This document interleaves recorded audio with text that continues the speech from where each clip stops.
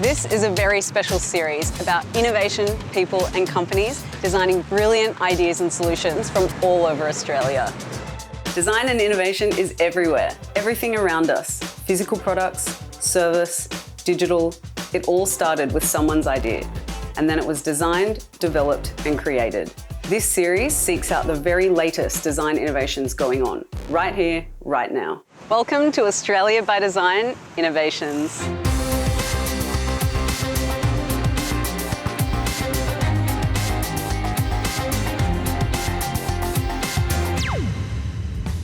We've gathered a group of Australian and international design industry leaders via Zoom, tasked with the job of judging each innovation and selecting our finalists, before ultimately crowning one design project the winning innovation of the series. The judges are going to pick the top 10 and do it well. These are the real deal, and I'm honoured to be able to sit amongst them and learn from them. Let's get started with our first innovation.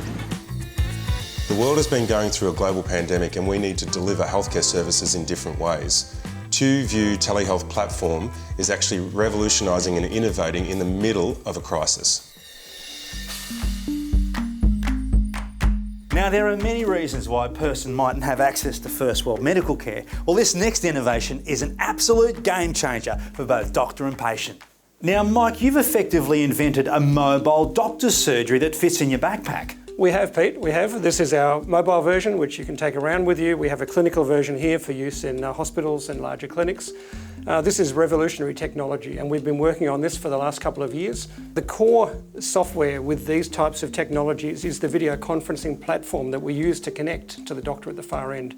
We developed our own video conferencing platform called TwoView. TwoView allows us to do digital stethoscopes, multi-camera view, ceiling camera view, perfect images coming through with audio every time to make an accurate clinical diagnosis. That's the trick. One of our long-time users is Dr. MCKEOWN. She's currently working with the Morton Group down in Tasmania. She's looking after homeless people and visiting the shelters on a regular basis. Dr. Meg, you look like you're on the space station down there, but you're in Tasmania, and this technology has revolutionised your work.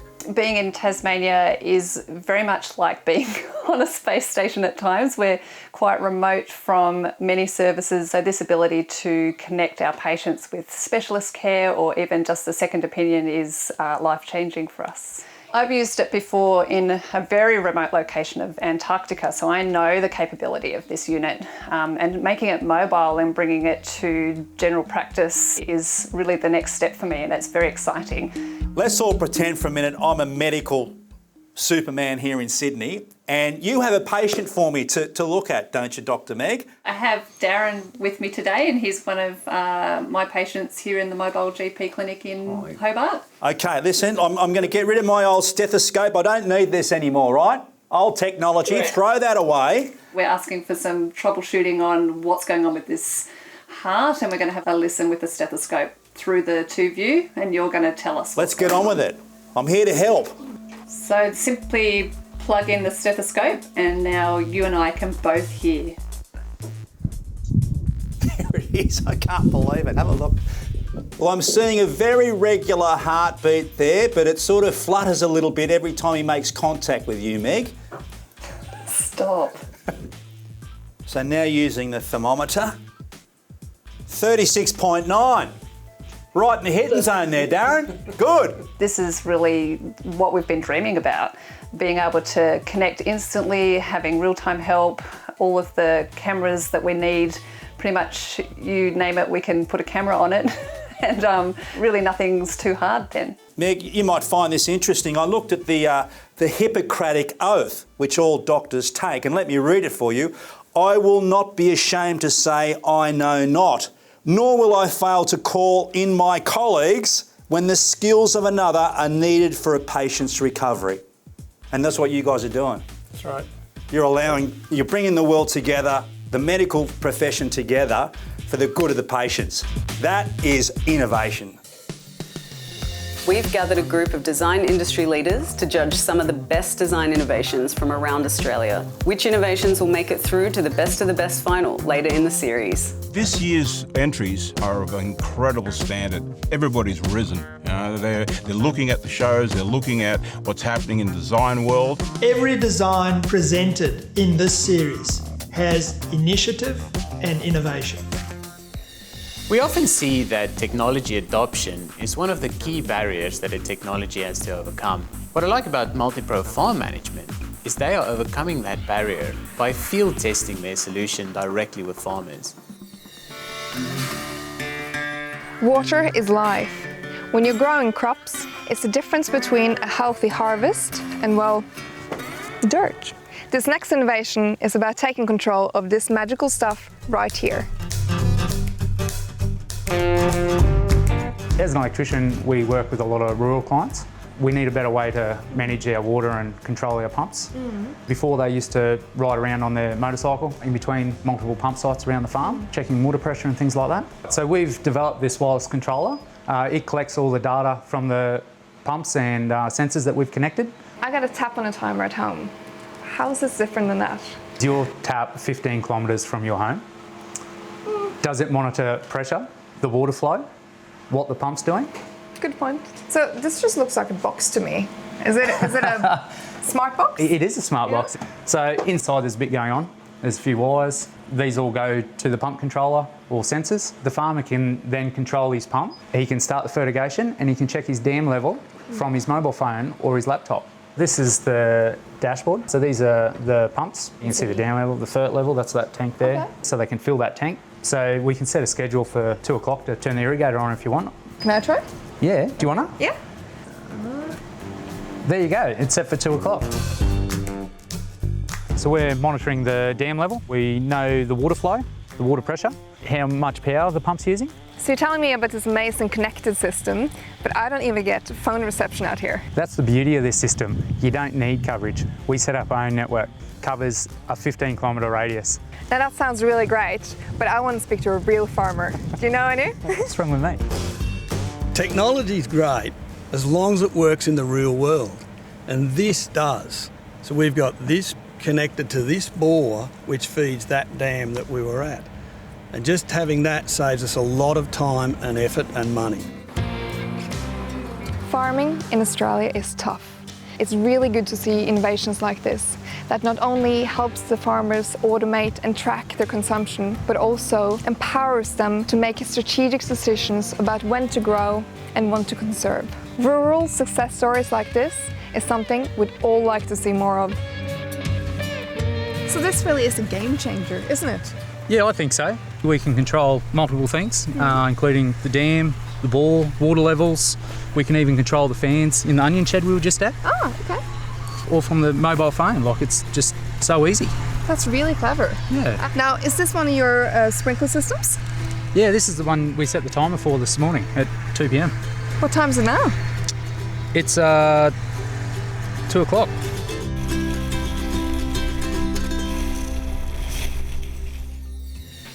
One of the things I love about the show is that it showcases innovation at the big end of town and mum and dad inventors. What I really like about this product is that it's multifunctional and customizable. And besides, who doesn't love a cute sloth?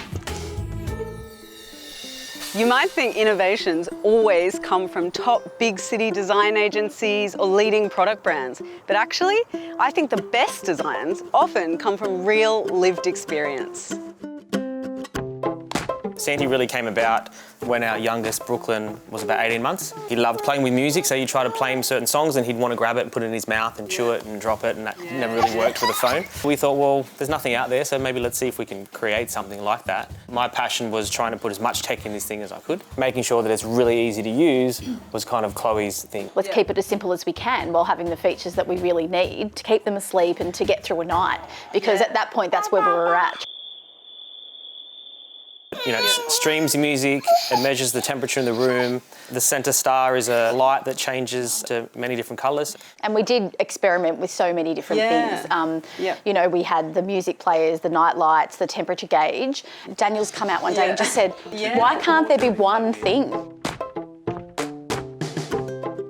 So I can see that there's a lot of prototypes here on this table. It looks like the process might have been pretty involved. Yes, this is our Santi graveyard, hence the headless Santi over here. Yeah. Plush was very difficult for us. We're a web design agency or a digital agency, so we work across websites and apps and things. So you don't actually design and make physical products? No, never. So this was a bit of a brave attempt, and if I knew what I knew now, we probably wouldn't do it. And hence the challenges of what we kind of went through with trying to create. What an achievement. We wanted to get some depth to the face, so there was something that had a bit of shape to it. So trying to create that without creating something that could fall off was also a challenge. We ultimately went for an embroidered nose, which sticks out quite nicely still. So cute. And finally got it looking how we wanted to after probably about a year, just on the plush. Wow. So this is a 3D model of Santi. So this is really what we wanted Santi to look like as the final product. We wanted to make sure that he was quite balanced, so he could actually sit down as well as being hung. It looks like there's no sort of fur or hair here on the model. How do you manage that? How do you get that? Yeah, well, I think we had a few sample textures, didn't we, Melly? But they didn't really work. To try to render, I think, fabrics and things like that on a screen is pretty difficult, right? So we decided to just leave it off and then rely on samples for that. But we went through about 4 or 5 different manufacturers before we found one that could actually get what we're after, making sure that it's soft and comfy, but also easy to clean and stuff. So it's a very cute face, I gotta say. Is Santi your favourite toy? Yeah, except when he goes flat. Except when he goes flat. I reckon the best innovations come out of necessity, and in this case, literally the need to get a good night's sleep. Santi the Sloth is proof that nothing can replace the importance of real lived experience being central to the design process. We're on a quest to find the #1 innovation for the series. Our group of design industry leaders will select just 1, maybe 2 innovations from this episode to go through to the best of the best final later in the series. Time for our next design innovation. This next project was born out of a mother's frustration with there just not being another option. And that's what great design sometimes is.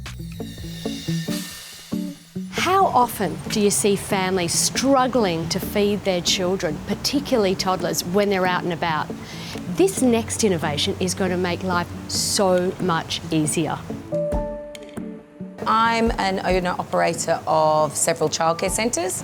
I'm also a mum to 2 gorgeous children. So where did you see the problem for this innovation?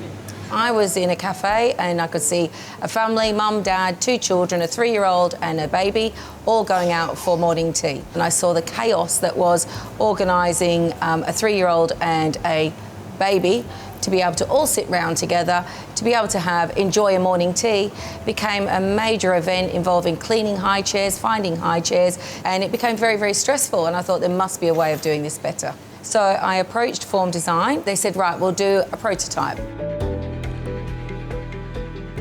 The challenge was we wanted to make a pram that could also be a high chair. Yeah. We wanted to do both jobs. What you'll see here is actually an off-the-shelf pram. We went out and bought one, and we tried to adapt it to make it work as a high chair.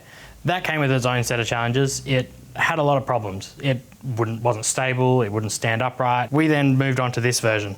We made the legs a bit wider, it sat a bit stronger. Yep. The approvals, the Australian standards, it wouldn't pass. That's where we came to what we have today, which is this one. This works in a completely different way. Instead of making the whole thing taller, we just make the seat taller. This solves our issue with the approvals and the tipping over, because as a high chair, it's still very stable. Is it easy to use? Because that's the tricky thing. Very, very easy. Anyone can do it anywhere. Right, yep, put the brakes on. Yeah, come underneath like this, and we lift it up. Wow, yep.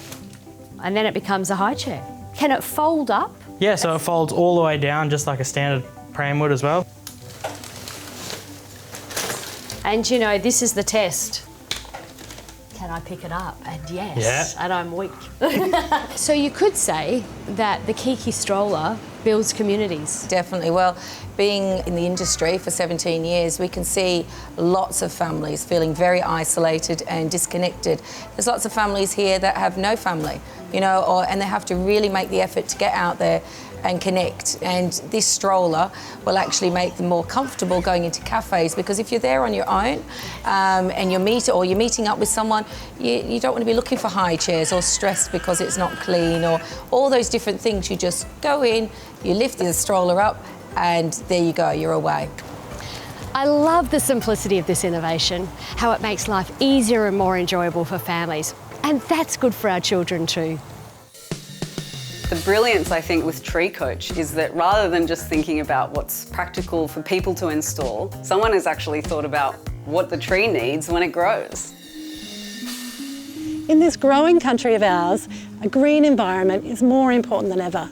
Growing strong and healthy trees is an integral part of this. Tree failure rates are up to 15% in the urban environment, and Tree Coach, this is the invention that we've come up with, actually assists the tree to grow in its natural form. This is Tree Coach. It's a world first planting system with a flexible staking system for the tree. Let's put one together and we'll see how it goes. Awesome.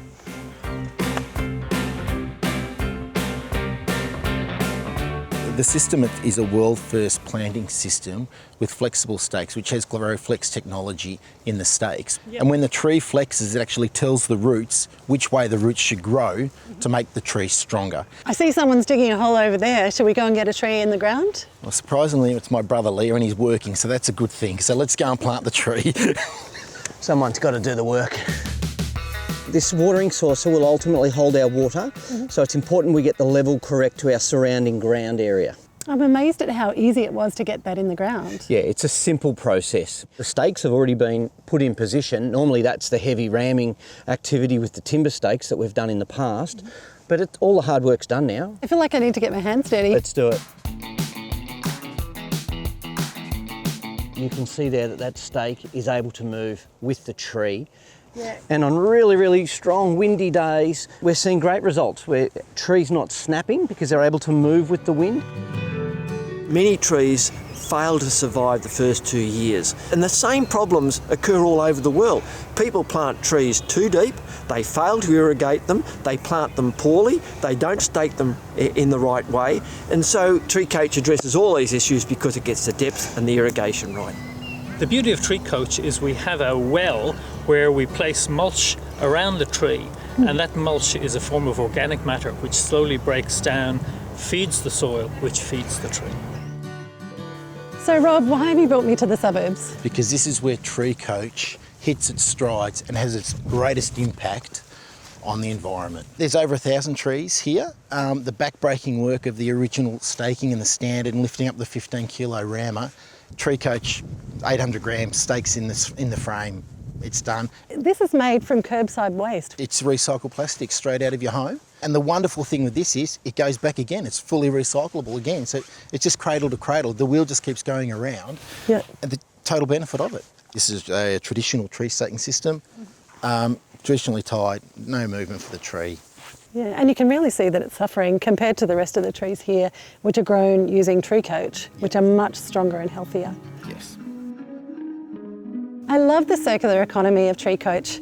It's created from curbside waste. It's being used in the places where carbon's being generated, and it can then be recycled to start its life all over again.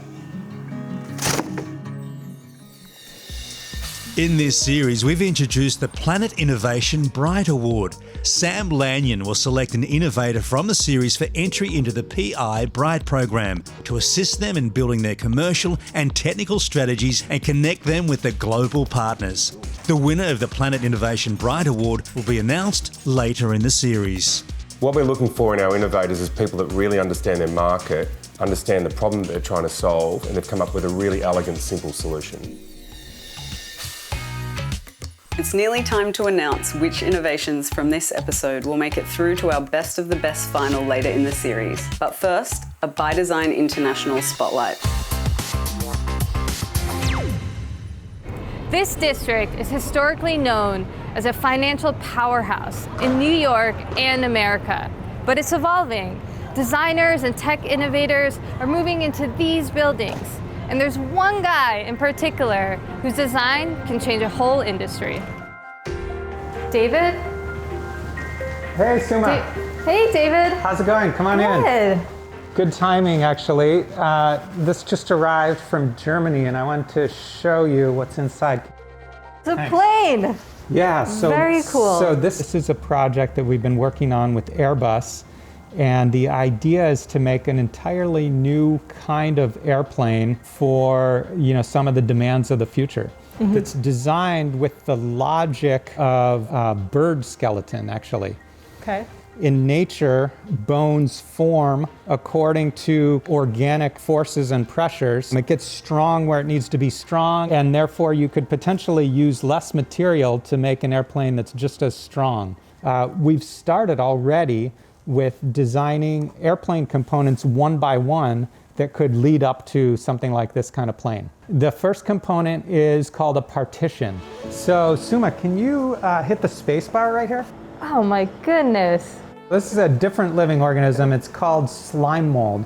Slime mold. And slime mold sends out this pretty dense network of lines, and slowly over time it reinforces the lines that are important and removes the lines that are not important. So what does this have to do with the plane we just saw? So here's an algorithm that's modeling the logic of slime mold. And then we use generative design to generate, evaluate, and evolve literally thousands of different design options. And actually, this is the one that we selected for this project. This one is being certified to fly in today's airplanes. And if this is rolled out to all the A320 planes flying today, this will save 1 million tons of carbon emissions per year. Hi, Bastian. What do you do at Airbus? I'm innovation manager. I'm working for one of the coolest teams at Airbus called Technology Exploration in a lab in Hamburg with a lot of 3D printers. So David was talking about the bionic partition, and this is all he had to really show me. What else do you got for us? Well, I have the partition in full scale with me. We had to print 116 parts to accomplish this work. These structures are so efficient that we have a weight reduction of 50% compared to the state-of-the-art partition. I looked up what 1 million tons of carbon emissions is. It means it's saving the equivalent of 240,000 cars, or 2% of New York City's total emissions per year, just by installing this one tiny piece of the aircraft. Just imagine what we could do if we got to this stage. And now, time to find out which innovations from this episode will go through to the best of the best final later in the series. TwoView Telehealth platform has actually brought a product to market in the middle of a massive global crisis. It does not surprise me at all that they've managed to make it through to the finals. Anything that can save lives is a game changer. Well done, guys. Congratulations to TwoView Telehealth platform, and we wish them all the best in the final. Join us next time for Australia by Design Innovations. For more information on any of the innovations featured in this episode, go to australiabydesign.com.au.